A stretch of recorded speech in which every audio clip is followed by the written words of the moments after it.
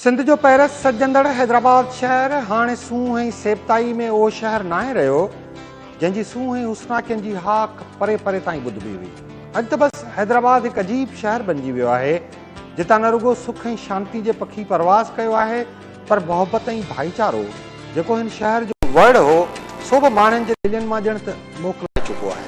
उहो दौर हो जो हैदराबाद शहर जूं घिटियूं पाड़ा रोड ऐं रस्ता मोहबतनि जे महकारनि सां पिया महकंदा ऐं बहकंदा हुआ, पर हाणे उहे घटियूं पाड़ा रोड ऐं रस्ता बि पंहिंजी सूंह ऐं सेबताई विञाए चुका आहिनि। माज़ीअ जे उन दौर में रुगो हैदराबाद हवाउनि जे हुबकार ऐं पंहिंजे सुरमई शामनि जे करे ई मशहूरु कोन हो, पर ही सड़क जेका हैदराबाद शहर खे अनेक माॻनि शहरनि ॻोठनि ऐं गामनि सां गंढींदी हुई सा बि पंहिंजे सूंह ऐं सोभ्या जे करे हैदराबाद जो ॻाट ऊचो पे रखंदी हुई। हिन सड़क जो नालो थधी सड़क हो। बिल्कुल दुरुस्त बात है कि ये ठंडी सड़क हैदराबाद की दिल है और जिस तरह दिल की शरियानें होती हैं इस तरह जो है वो ये ठंडी सड़क भी जो है वो पूरे शहर में फैली हुई है। इसका ताल्लुक इस पूरे शहर का ताल्लुक इस ठंडी सड़क से जुड़ा हुआ है। हैदराबाद की थधी सड़क अॼु बि मौजूदु आहे। अॻे ही सड़क गिद्दू बंदर खां शुरू थींदी हुई ऐं वञी गाॾी खाते जे हैदर चौक वटि छेह कंदी हुई, पर हाणे उन सड़क जी डेग कुझु घटिजी वई आहे जो हैदर चौक खां गुल सेंटर वारे पाकिस्तानी चौक ताईं उन जो नालो तब्दील करे फातिमा जना रोड रखियो वियो आहे। जॾहिं सड़क जो बाक़ी हिसो अञा बि थधी सड़क जे नाले सां ई सॾियो वञे थो। ठंडी सड़क जो है वो इब्तिदा में पिटाला बंदर हुआ करता था। पिटाला बंदरगाह जो यहाँ से बहरा अरब और खलीज फार्स से जो है वो तिजारती वफूद आते थे, यहाँ पर जो है वो काफ़िले आते थे और ये काफ़िले जो है इस बंदरगाह पर पहुँचते थे और उसके बाद ये पक्का किले पर वहाँ पर पहुँचते थे। पाकिस्तान बनने के बाद ये सड़क का नाम पाकिस्तान चौक तक जो गुल सेंटर के सामने है इसका नाम टंडो गिद्दू के अंदर से ये आती है और इसका नाम ठंडी सड़क है। और उसके बाद पाकिस्तान चौक से लेकर हैदर चौक तक इसको शारा फातिमा जिना रोड भी कहा जाता है। और इसके बाद जब हम अपना हैदर चौक से थोड़ा सा आगे निकलते हैं तो फिर ये ठंडी सड़क होम स्टेड हाटाड़ी के नाम से मंसूब होकर पक्के किले के मरकजी दरवाजे तक पहुंचती है। इतने कमिश्नर साहब होंदो हो नियाज़ अहमद कमिश्नर साहब, तमाम एक सुलझल शख्स, अदबी पस मंज़र ऐं ॿियो हू जेको हो सो माहौल ठाहिण में ॾाढो बहितरीन किरदार अदा कंदो हो त हिते हीअं थिए हीअ थिए हूअ थिए जीअं असां माण्हुनि खे वधीक सहूलियत ॾेई सघूं। पोइ हुन इहा जेका ही जंहिंजो हीअ ठंडी सड़क आहे या थधी सड़क असीं जंहिंखे करे था चऊं, हुन उहो सिलसिलो शुरू कयो। इहो सिलसिलो हलियो हुसैनाबाद खां वेंदे हैदर चौक ताईं, इन जो नालो रखियो थधी सड़क। अॻे इन खां अॻे हीअ सम्झो त नंढो रस्तो हूंदो हो जेको हैदराबाद खां शुरू थींदो, गाड़ी खाते खां शुरू थी वञी मौजूदा हुसैनाबाद ताईं वञी दंग कंदो हो। पर पोइ जेॾीमहिल असांजी ट्रैफ़िक जी रफ़्तारुनि में तेज़ी आई, गाॾियूं वधी वयूं ही वयूं, त इंतिज़ामिया इहो ई ज़हन में आंदो त छो न असां हिन रस्ते खे अहिड़े नमूने सां बनायूं जो असांजा ट्रैफ़िक जा प्रॉब्लम्स जेके से हल थी वञनि। पोइ ईअं वुसत ॾिनी वई। उहो ज़मानो हो जो हैदराबाद जे हिन थधी सड़क वारे इलाइक़े में मिठे पाणी जूं ॿ ढंढूं हूंदियूं हुयूं जिन मां हिकिड़ी ढंढ खे माना ढोरी ऐं ॿी ढंढ खे बुल्हार करे छॾींदा हुआ। उन ढंढनि ते जिते हरण ऐं ॿिया मक़ामी जानवर तोड़े पखी परंदा अची गॾु थींदा हुआ, उते ई साइबेरिया ऐं ॿियनि थधनि इलाइक़नि मां बि महिमान पखियुनि जी हिते आमद थींदी हुई। उन वक़्तु हिननि ढंढनि जो अजीब नज़ारो हूंदो हो। ॾींहं जो जॾहिं सिज जा किरणा ढंढनि जे पाणी ते पवंदा हुआ तॾहिं उन पाणी जे अक्स मां लॻंदो हो त ॼण उपसरान जे टोले जी का राणी पंहिंजी पोतीअ जो पलांद लहराईंदी पई वञे। अहिड़े ई समय वणनि ते वेठल पखियुनि जे ॿोलियुनि, कोयल जी कूक, पोपटनि जी उॾाम ऐं कांवनि जी कां कां सुकून वारे माहौल में ॼण त ज़िंदगी जा समूरा सोन सरीखा रंग भरे छॾींदी हुई। डॉक्टर एन बलोच साहब लिखते हैं कि जी इस दरख्त के झीलों के किनारे जो है वो मोहम्मद बिन कासिम जब यहाँ पर आए तो उन्होंने पड़ाव डाला और जब सूरज की किरणें इन झीलों पर पड़ती थी और किरणें मुनक़्क़िस होकर जो है वो दरख्तों के तनों पर या शाखों पर पड़ती, तो ऐसा लगता था जैसे किसी दोशीज़ा का आंचल जो है वो इन दरख्तों पर लहरा रहा। और यहाँ पे परिंदे भी आते हैं, यहाँ पर ये परिंदों का ख़ास तौर पर मस्कन रहा। और यहाँ पर परिंदे शाम ढले जब वापस आते थे गोल की सूरत में, तो ऐसे मनाजिर बड़े खूबसूरत लगते थे। पाकिस्तान बनने से पहले ये ठंडी सड़क जो है ये बड़ी रुमान परवर सड़क है। यहाँ पर लोग आते थे आसूदगी हासिल करने के लिए, सुकून हासिल करने के लिए। चाढ़ी चढ़ी अचो पंहिंजी जिम खाने वारी जगह चाढ़ी आहे त तव्हांखे सॼो हीअं पाणी नज़र ईंदो। तव्हां वञणु थियो हूंदो हुते, इहो पाणी पाणी। हाणे इहो सम्झो माना ढोरो हो हिते। इहे आहिनि असांजा जूड़े जा आहिनि, चवनि था त उन्हनि जी मिल्कियत आहे। गॉड नोज़ बेटर, ख़ुदा पंवर आहिनि, तिन जी आहे इहा मिल्कियत। हाणे आउं त नथो चई सघां त छा आहे की कीअं आहे, जेसि ताईं हुननि उहो केस बि करे छॾियो आहे त असांजी इहा मिल्कियत आहे असांखे ॾियो, त हिते माण्हू ईंदा। ऐं ॿियो हिते ढंढ जा पखी घणा ईंदा। छा त पखी जी जेका माइग्रेशन थींदी आहे हुतां मथां, सा हीअ मौसम हाणे वरी हिननि जी वापसीअ जी आहे, त हिते हींअर पखी कोन था ॿियनि, छाकाणि हुननि खे वरी हिते मच्छी बि कान्हे का जो हू खाइनि।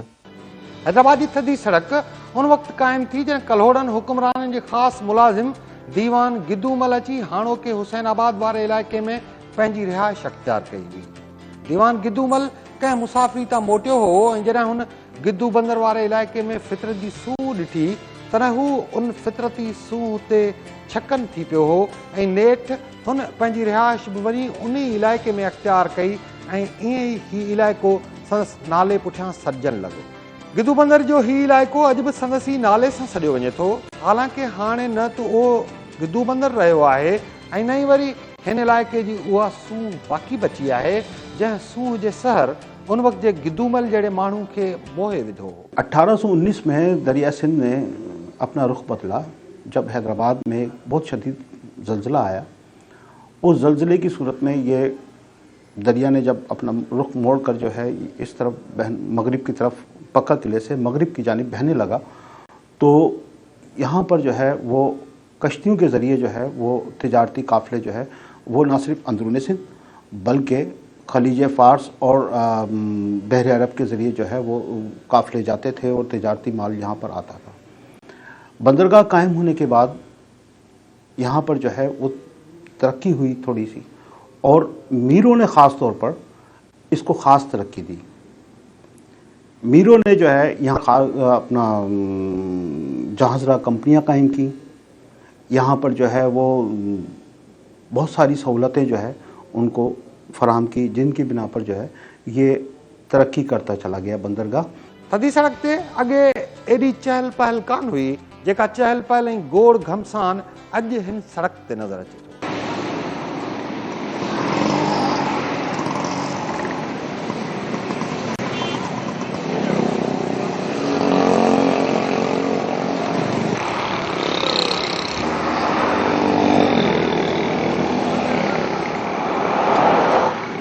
अॻे सड़क ते माण्हू प्यादल पसार कंदा हुआ। पोइ टांगनि जो रवाज पियो त माण्हुनि प्यादल हलण बदिरां टांगनि ते सवारी शुरू कई। वक़्तु बदिलियो त माण्हुनि जा शौक़ बि बदिलिजी विया। अॼु हिन सड़क ते रुगो गाॾियुनि जी अचवञी ॾिसी सघिबी आहे। अॻे हिन सड़क ते थधे मज़ाज जा माण्हू वेही पाण में रिहाणियूं या आराम कंदा हुआ, पर अॼु माण्हुनि जो उहो मिठो मज़ाज बि बदिलिजी वियो आहे। ईअं बि न आहे त को हैदराबाद जी थधी सड़क ज़िंदगी खां माॻई ख़ाली थी वई आहे। हिन सड़क जे चपे चपे ते भरपूर ज़िंदगी अॼु बि नज़र अचे थी, पर फ़र्क़ु सिर्फ़ु एतिरो आहे जो अॼु उन ज़िंदगी में उहो रंग ऐं ढंग बहरहाल नज़र नथो अचे जेको रंग ऐं ढंग कंहिं वक़्त में हिन सड़क जी ख़ासि सुञाणप हो। अॻे हीअ सड़क ख़ालिस मक़ामी वणनि सां ढकियल हिकु ख़ूबसूरत सड़क हुई, जंहिंमें निम, ॿेर, बबुर, सरह ऐं टालीअ जा वण आम जाम हूंदा हुआ, पर अॼु हिन सड़क तां उहे वण हैदराबाद जे असलोकनि रहवासियुनि जीअं ग़ाइबु थी विया आहिनि। इहा तारीख़ जी सितम ज़रीफ़ी आहे जो हैदराबाद शहर जे क़दीम पाड़नि में जीअं असलोका रहवासी अक़लियत में तब्दील थिया आहिनि, तीअं थधी सड़क ते बि निज सिंधी वण ॼण त अक़लियत में बदिलिजी विया आहिनि। इन्हनि वणनि जी जाइ ते हाणे उहे वण नज़र अचनि था जेके वण न त छांवरो था कनि ऐं न ई वरी मंझंदि को फल फ्रूट जी का आस ऐं उम्मीद आहे। देखिए, ये हमारा अलमिया है कि हम अपने माहौलियात का तहफ़्फ़ुज़ नहीं करते। यह हमारा अलमिया है कि हम इनको ज़िंदा तस्वुर नहीं करते। यही वजह है कि हम अपने माहौलियात के ख़ुद दुश्मन हैं।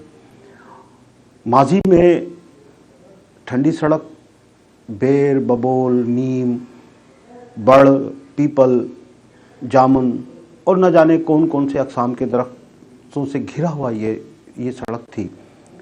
मगर बाद में इन सड़कों को अक़लियतों में काट कर अक़लियत बना दिया है।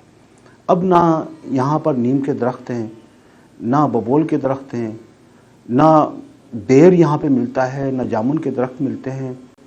यहाँ पर एक एक चीज़ करके एक एक मरहले में जो है इस सड़क के जो हुस्न है उसको तबाह बर्बाद करती है। हमारे हैदराबाद में जो ये ठंडी सड़क है, जो जिसको कहा जाता है कि ये हैदराबाद का दिल है, इसमें पुराने जितने भी दरख्त हैं उनको काट कर अब ऐसे दरख्त लगा दिए हैं जिनका साया भी किसी परिंदे पर नहीं होता, जिनका साया किसी इंसान पर नहीं होता।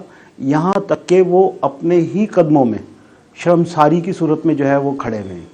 उनका ना कोई फैज़ पहुँचता है किसी को, ना वो किसी माहौलियात के अंदर मुआविन साबित हो रहे हैं। अॻे जेके पंहिंजो हार्टिकल्चर जा जेके माहिर हूंदा हुआ से अहिड़ियूं शयूं रखंदा त जीअं माण्हुनि खे उहे ज़हन में अचनि।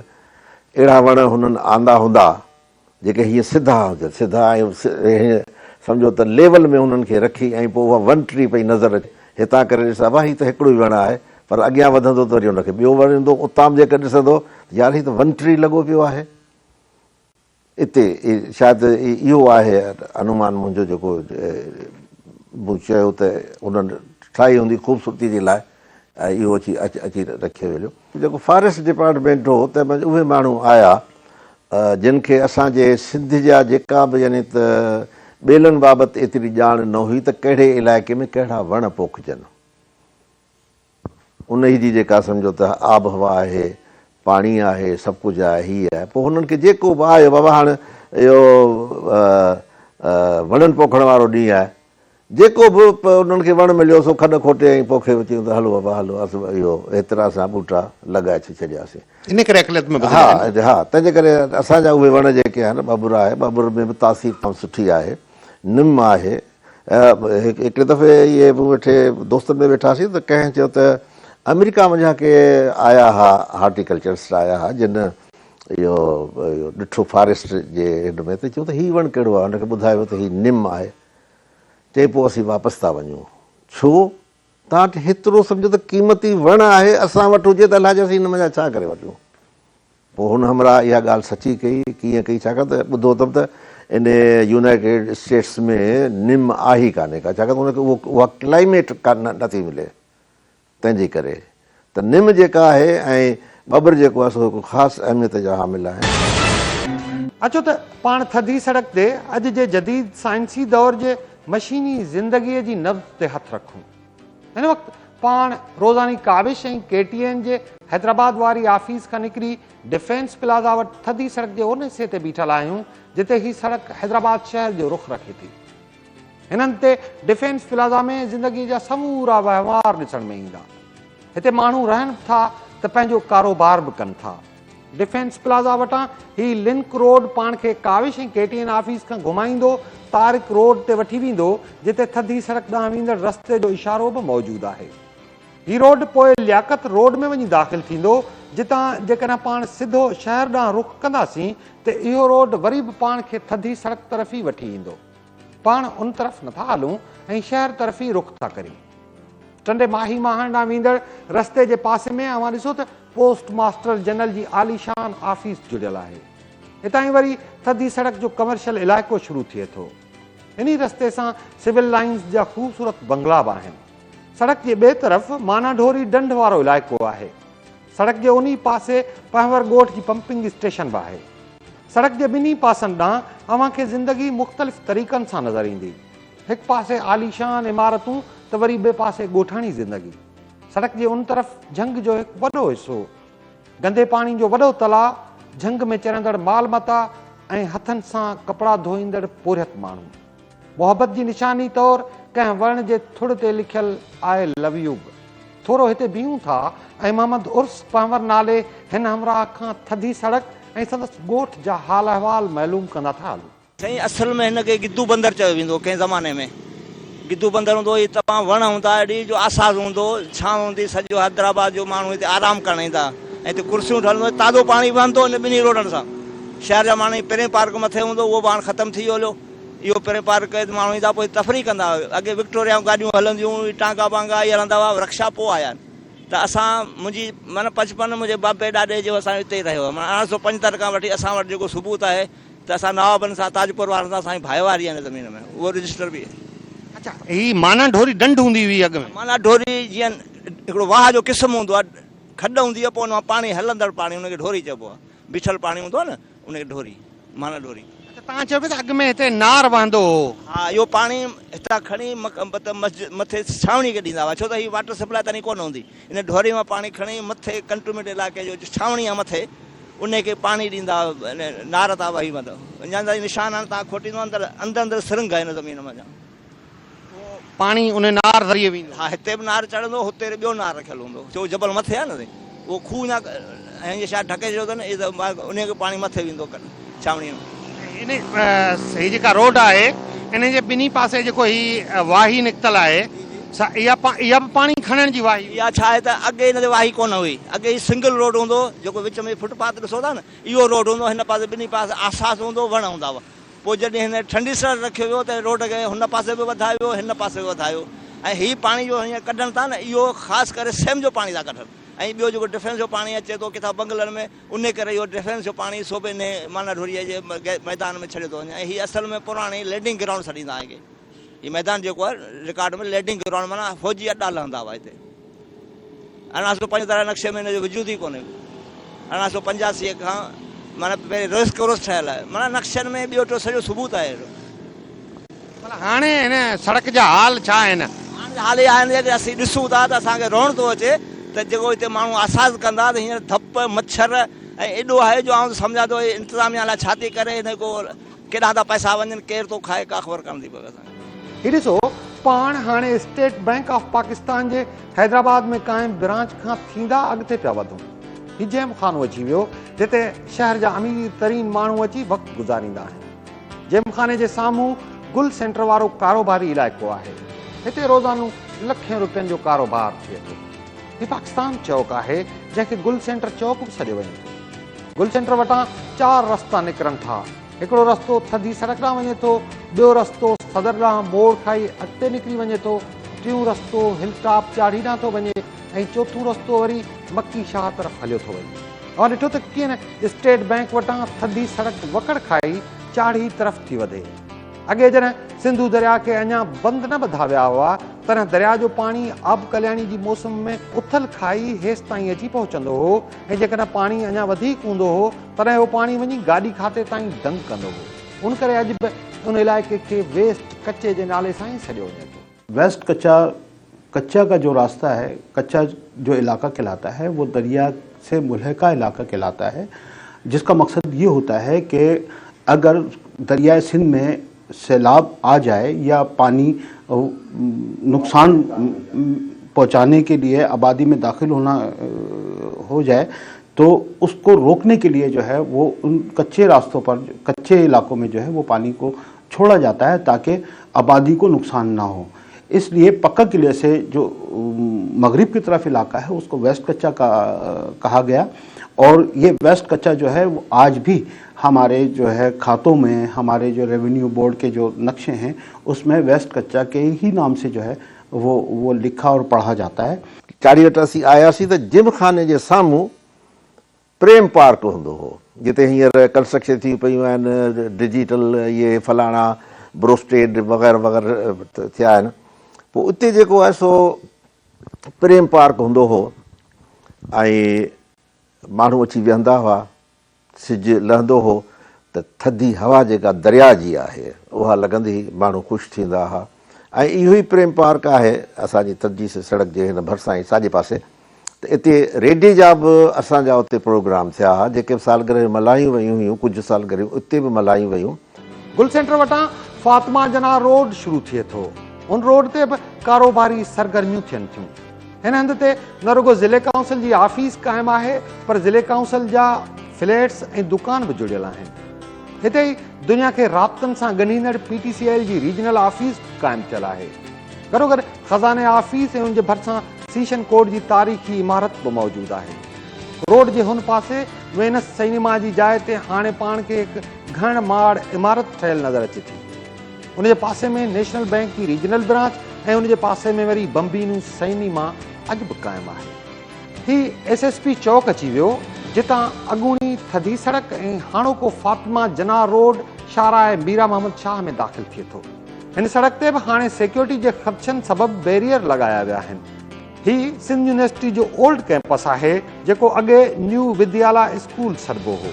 हिन स्कूल जी छित तां बि ही पाण शहर जो ख़ूब नज़ारो करे सघूं था। ॾिसो त कहिड़ा अजीब नज़ारा आहिनि। साम्हूं पाण खे सिविल कोर्ट ऐं सीशन कोर्ट जूं इमारतूं नज़र पियूं अचनि। हिते ई SP चौक वटि डॉक्टर गुलाम मुस्तफ़ा जे नाले सां पाण खे कार्नर बि नज़र पियो अचे। डॉक्टर गुलाम मुस्तफ़ा हैदराबाद की मशहूर शख्सियत हुई। देखिए, माजी में ये गुल सेंटर से लेकर और SSP चौक तक अगर हम देखते हैं तो माजी में इसका नाम टंडो वली मोहम्मद था, जिसे बाद में जो है यहाँ से मुंतकिल करके मार्केट के करीब, नवल राय मार्केट के करीब मुंतकिल किया गया। अगर हम इस चौक से शुरू होते हैं तो हमारे बाएं हाथ की जानिब गुल सेंटर है, जिसमें मुख्तलिफ़ कंपनियों के, मुख्तलिफ़ इदारों के दफातर हैं। उससे आगे हम बढ़ें तो हमारे बाएं जानिब TNT का हरीपुर हज़ारा के बाद एक बड़ा मरकज़ है, जो टेलीफोन डिपार्टमेंट का जो मसाइल हैं उनको हल करता है, सार्फिन के मसाइल को हल करता है। उससे हम आगे आते हैं तो क्राउन कोर्ट कहलाता है, जिसको हम आज जो है वो सेशन कोर्ट कहते हैं। उससे आगे आए तो हमें SSP चौक है, जो रास्ता जाता है शाहराह मीरा मोहम्मद शाह, और वो मुख्तलिफ रास्तों से होता हुआ जाता है। अगर हम बाएं जानिब देखते हैं तो यहाँ पर हमें डिस्ट्रिक्ट काउंसिल बिल्डिंग, हमें महकमा औकाफ, national bank of Pakistan, state bank of Pakistan, Nau Vidyala school, जिसको हम आज सिंध यूनिवर्सिटी कहते हैं। इससे आगे हम निकलते हैं तो हमें जो है वो मुख्तलिफ सरकारी जो है वो दफातर भी हैं, और वकला के ज़्यादा दफातर हैं यहाँ पर, और अखबारात के दफातर हैं। ये हैदर चौक, और हैदर चौक के कोने के ऊपर किसानों की तहरीक के सरबराह कामरेड हैदर बख्श जोतई का बंगला है। हैदराबाद में जितने भी रफ़ाई प्लाट हैं वो आहिस्ता आहिस्ता ख़त्म होते जा रहे हैं। इसी तरह जो सिनेमा घर थे इस शाहराह पर, जो कुछ पाकिस्तान बनने के बाद बने और कुछ पाकिस्तान बनने से पहले के थे, उनमें Venice cinema, Hilltop cinema, Bambino cinema, Firdaus cinema, Kohinoor, Sham cinema, ये सिनेमा घर थे जो पेट्रोल पंप, रेस्टोरेंट, प्लाज़ा या मुख्तलिफ उनकी शक्लें, सिर्फ एक सिनेमा घर रह गया है जो बम्बिनो सिनेमा कहलाता है। ये सिनेमा घर वो सिनेमा घर थे कि जब ब्लैक एंड वाइट फिल्में चलती थी तो इसमें लोग रंगीनी तलाश कर लिया करते थे। हैदराबाद जो ही पुराणो टंडे वली मोहम्मद वारो इलाइक़ो आहे। टंडो वली मोहम्मद हाणे त मार्केट वारे इलाइक़े में शुमार थिए थो। हिते ठहियल जायूं ॾिसूं था त माण्हू जो अकुली दंग रहिजो वञे। छा त हैदराबाद जा माण्हू हुआ जिन वेही हैदराबाद खे ठाहियो ऐं सींगारियो, पर अॼु रुगो संदनि यादूं ई रहिजी वियूं आहिनि। हीउ ॾिसो, फिरदौस सिनेमा जी जाइ ते बि हाणे पेट्रोल पंप ठही वियो आहे। उन पंप खां अॻियां कामरेड हैदर बख्श जतोई जी जाइ हैदर मंज़िल क़ाइमु आहे। ही हीरानंद भेरूमल नेलवाणी जी जाइ हुई। ही गांधी निवासी मेंशन हो। ही जाइ वरी किश्वर महबूबाणी वारनि जी हुई। किश्वर महबूबाणी अक़वाम मुतहदा जो सेक्रेटरी जनरल बि रहियो हो। हैदर चौक ते कटियल हथनि जी दुआ जा मंज़र बि ॾिसो ऐं हिते ई सियासी सरगर्मियुनि जा हाल बि ॾिसंदा हलो। किश्वर महबूबाणी वारनि जी जाइ वटां ही रस्तो सिधो कोहनूर चौक तरफ़ हलियो थो वञे। हिते हैदर चौक वटां हिकु रस्तो रिसाला रोड ॾांहुं मुड़ी थो वञे। एक रस्तो काज़ी अब्दुल कयूम रोड ना हलियो थो वञे ऐं ही रस्तो वरी ओरेंट होटल तरफ़ थो वञे।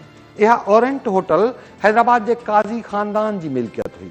काज़ी मोहम्मद अकबर उन होटल खे वॾे शौक़ ऐं चाह सां जोड़ायो हो। अॻियां औरंगज़ेब मस्जिद आहे, उन जे पासे में वरी सुल्तान होटल क़ाइमु आहे।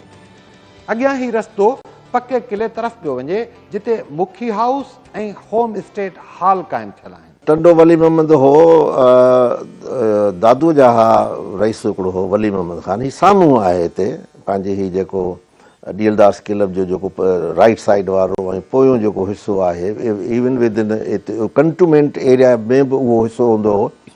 पोइ जेॾी महिल इहो हलियो सम्झो त चऊं त हाणे हीअ त माण्हू वेठा आहिनि ऐं हिननि खे असां उथारियूं, पोइ उन्हनि खे पैसा ॾिनो, पोइ इहो जेको हींअर मौजूदु आहे टंडो वली मोहम्मद आहे सो वसायो वियो। हीउ जेको टंडो वली मोहम्मद इन खे वरी वहां ॾिसो त हुन में कैंटोनमेंट में हलियो हलियो, कुझु पोर्शन हेॾां शहरी हदुनि में बि अची वियो हलियो, पर इहे इतां उथारे वरी हिते चांडियनि जी अक्सरियत हूंदी हिन टंडे वली मोहम्मद में। ऐं हुते हींअर बि हुई कंहिं ज़माने में हूंदी, चांडिया हूंदा सभु कुझु, लाल बिन यूसुफ साहिबु हूंदो, चांडियो हूंदो।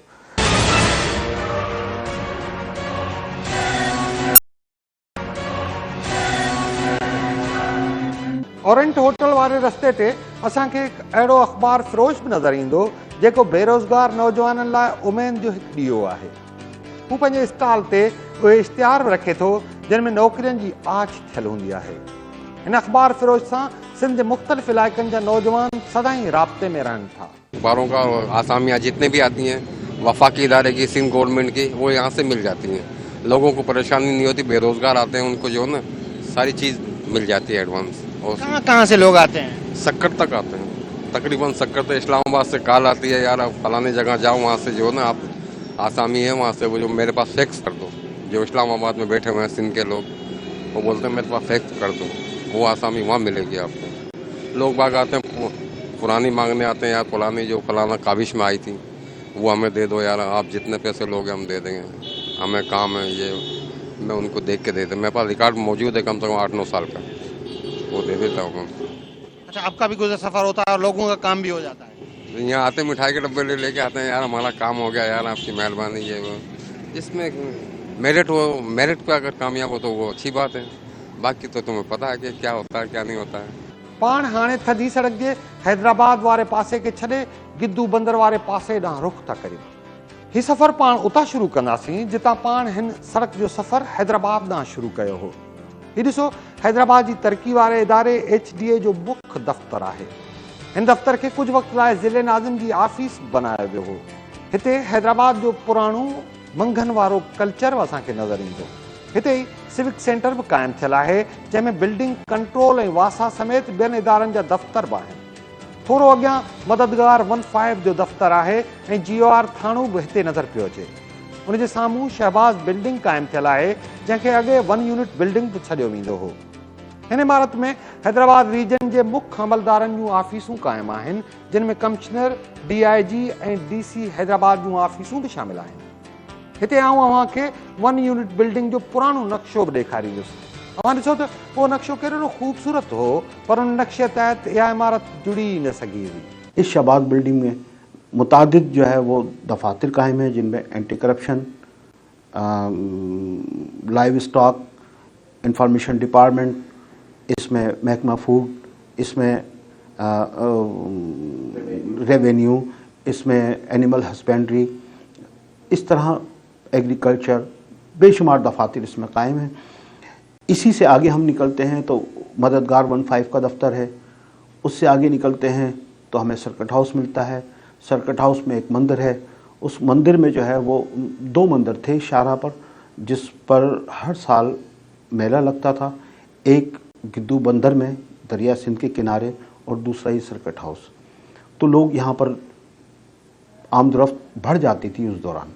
तो उससे आगे हम जाते हैं तो हमें पब्लिक सर्विस कमीशन का दफ्तर मिलता है, स्टेट लाइफ का दफ्तर मिलता है, एग्रीकल्चर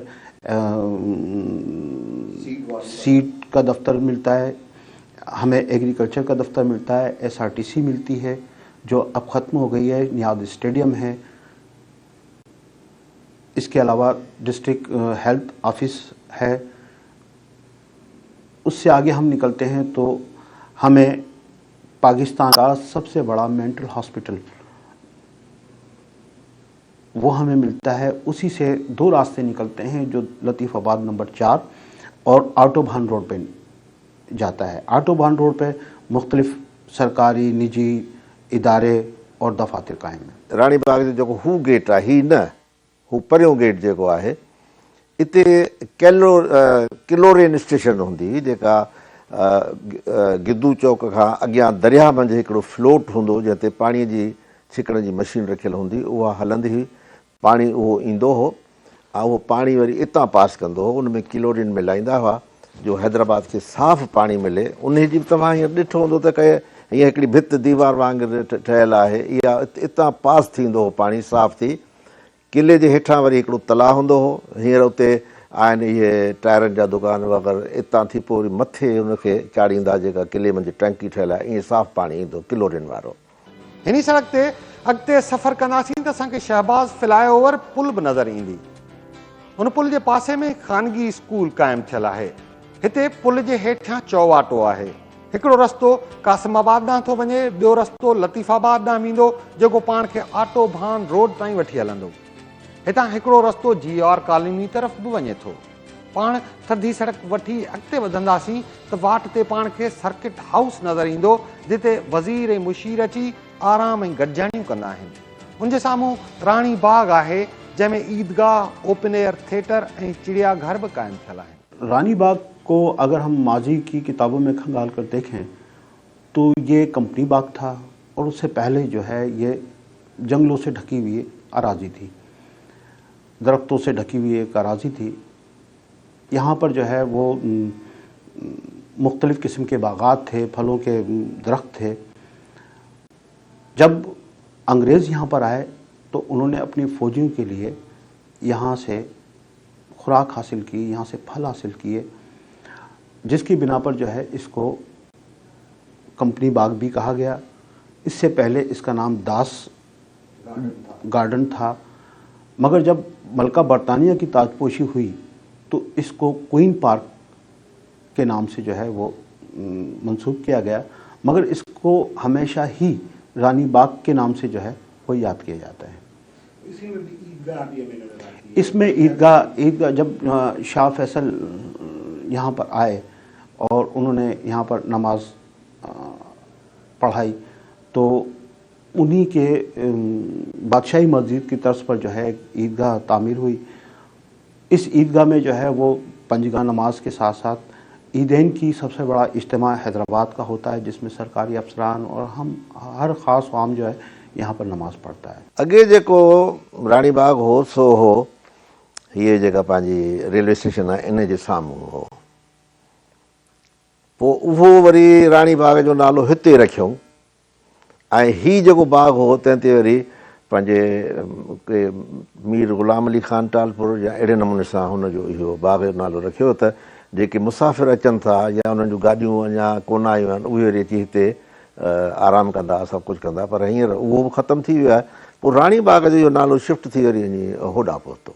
अॼु रानी बाग अॼु रानी बाग आहे, पर को वीचारनि जानवरनि सां उते इंसाफ़ नथो थिए। रानी बाग खां अॻियां रेवेन्यू अमलदारनि हैदराबाद ज़िले जे हेल्थ ऑफिसर जी ऑफिस ऐं गॾोगॾु न्याज़ स्टेडियम बि क़ाइमु थियलु आहे। सड़क जे ॿिए तरफ़ वरी सिंध पब्लिक सर्विस कमीशन जी ऑफिस क़ाइमु आहे। उनखां अॻियां जदीद होटलूं ऐं स्टेट लाइफ जी डिघी इमारत बि मौजूदु आहे। थोरो अॻियां वहदत कॉलोनी चौक आहे, जंहिंखां पोइ हुसैनाबाद या गिद्दू चौक अची थो वञे।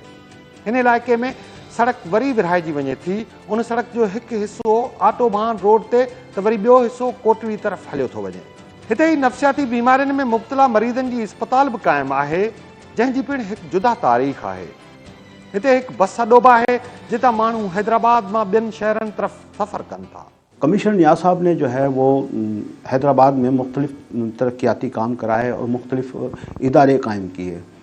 उसमें ख़ास तौर पे जो है वो अर्जिंग के नाम से जो है वो ओपन एयर थिएटर, जो पाकिस्तान का वाहिद ओपन एयर थिएटर है जिसमें ड्रामे और प्रोग्राम्स मुख्तलिफ सकाफ़ती तकरीबात मुनक़िद होती है।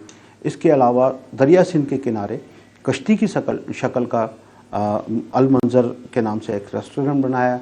इसके अलावा इनके ही नाम से मंसूब नियाज़ स्टेडियम में। नियाज़ स्टेडियम में की खासियत ये है कि ये हमेशा पाकिस्तान का फेवरेट मैदान रहा है और इसमें कभी भी पाकिस्तान को शिकस्त हासिल नहीं हुई। इसमें कई सीरीज़ जो है वो खेली गई, इसमें टेस्ट मैच खेले गए, इसमें टूर्नामेंट हुए, इसमें बहुत सारी चीज़ें पाकिस्तान की क्रिकेट टीम ने जो है वो उसको, ये फतह का जो है वो मैदान है। पल्ला मछली के हवाले से हुसैनाबाद, जो अब गिद्दू बंदर का नाम हुसैनाबाद में कन्वर्ट हो गया है, तो ये हुसैनाबाद चौक पर पल्ला मछली हमें मिलती है और ये पल्ला मछली जो है वो पूरी दुनिया में हमारी सिंध की मारूफ है और इसको सौगात के तौर पर भी जो है लोग पेश करते हैं। पाणे जो रस्तो वठी अॻिते वधंदासीं त वञी दरिया जो दंग कंदासीं। सड़क जे छेड़े ते हिकु वॾो पार्क ठहियलु आहे। इहो पार्क सालनि खां हिते ईअं ई क़ाइमु आहे। पार्क जे परियां सिंधू दरिया शुरू थिए थो। अॻे हिते बंदर क़ाइमु हो जिते हिकिड़ा जहाज़ पिया ईंदा हुआ त वरी ॿिया जहाज़ पिया वेंदा हुआ। सिंधु दरिया जे औज वारनि ॾींहंनि में नाम्यारो दानश्वर टैगोर बि हिते आयो हो। हुन जॾहिं हिते सिज लहण जो मंज़र ॾिठो हो तॾहिं हू उन मंज़र जे सहर में गुम थी वियो हो। टैगोर 1921 में सिंध में आयो हो ऐं उनखे जेको आहे बेसंत हाल जेको आहे ऐं सम्झां थो त इन में ई आयो हो। ऐं सम्झां थो त रीटा शाहाणीअ जो पीउ हो जंहिं टैगोर जे आॾो संदसि गडनर किताब जेको आहे बाग़बान उन मां गीत ॻायो हो। हीअ असांजा जेके साधू हीरानंद ऐं साधू नवल राय वारा हुआ जेके तइलीमदान, त इन क़िस्म जा जेके असांजा तइलीमदान हुआ उन्हनि हुनखे हिते घुरायो हो। ऐं हू हुसैनाबाद जंहिंखे चयो थो वञे, इहो टंडो गिद्दू जेको हो उन में उते दरिया जो हुन नज़ारो ॾिठो हो। ऐं ही गिद्दू बंदर दीवान गिद्दूमल जेको मीरनि जो वज़ीर हो ऐं उन जे नाले सां सॾिजे थो। ऐं हिते जेको कोठड़ीअ जे ओरे पासे दरिया जो इहो जेको बंदर हो उन हवाले सां गिद्दूमल जे हवाले सां उन जो नालो बि गिद्दू बंदर थियो। ऐं जॾहिं टैगोर उतां सिज लहंदे जो नज़ारो ॾिठो ऐं परे पासे कोठड़ी शहर उनजी या का बनकार हुई, उनखे निहायत उन पसंदि कयो हो। ऐं अहिड़ो इज़हार हुन पंहिंजे कंहिं शहर या कंहिं मज़मून में या मतिलबु ज़ुबानी कयो हो जंहिंजो तारीख़ुनि में ज़िक्र अचे थो। त टैगोर चयो त मूं दुनिया में हिन जहिड़ो मंज़र सिज लहण जो मंज़र किथे बि न ॾिठो है। आगे दरिया जब ख़त्म होता है तो वहाँ एक पलटून हुआ करती थी पानी की, जहाँ से लिफ्ट करके हैदराबाद को सप्लाई किया जाता था। अब वो कहानियाँ बस कहानियाँ ही बन गई हैं। जी हाँ, ये एक जहाज़ था जो यहाँ पर गर्क हुआ, मिट्टी बुर्द हुआ। इसके अलावा एक पलटून बनाया गया जिससे पानी शहरियों को किले के मगरिब की तरफ वो उनको सप्लाई किया जाता था। मगर आहिस्ता आहिस्ता उस फल्टून को जो है वो नाकारा बनाया गया और उसको बाद जो है वो ख़त्म हो गया। अब फल्टून जो है वो सिर्फ हमें तारीख़ की किताबों में मिलता है, ज़ाहिरी तौर पर हमें कुछ नहीं मिलता। अगर हम अपने तारीख़ को देखें तो हमें हैदराबाद बहुत सहरंगेज़ महसूस होता है। हमें ये महसूस होता है कि हम किसी और ही ख़ित्ते में जो है वो आबाद हैं। मगर जब हम मौजूदा हालात को देखते हैं, मौजूदा सरगर्मियों को देखते हैं, मौजूदा जो है वो तरक्की को देखते हैं, तो हमें वो हैदराबाद नज़र नहीं आता जो हमें तारीख़ की किताबों में हमें मिलता है। थधी सड़क जी पुजाणीअ ते शिव जो मंदिर बि क़ाइमु थियलु आहे जिते हर साल मेलो लॻायो वञे थो। अॻे हिन मेले में हज़ारे माण्हू शामिल थींदा हुआ, पर हाणे उन मेले जो उहो औज ऐं उरूज कोन रहियो आहे। कंहिं मुहक़िक़ उन मेले जे हवाले सां लिखियो त जॾहिं इहो मेलो लॻंदो हो त थधी सड़क ते हज़ारे माण्हू अची गॾु थींदा हुआ ऐं जॾहिं हू पैदल मेले तरफ़ सफ़र शुरू कंदा हुआ तॾहिं हिन सड़क ते तिर छटण जेतिरी जाइ बि न हूंदी हुई।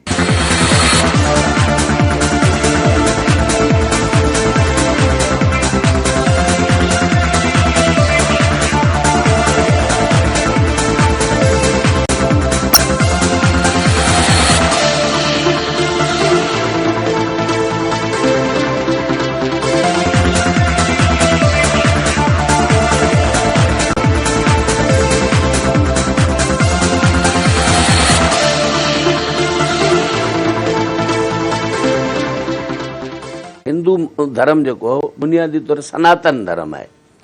सनातन धर्म जेको आहे उहो अॻिते हली सनातन धर्म में त हिकु ख़ुदा जो तस्वुर आहे, पर अॻिते हली जीअं त समूरनि मज़हबनि में मुख़्तलिफ़ देवताऊं ऐं गाड या गाडेज़ जो तस्वुरु जेको पैदा थियो, त हिंदू धर्म में 3 ख़ुदाउनि जो तस्वुरु हो, शिव, ब्रह्मा, विष्णु ऐं शिव।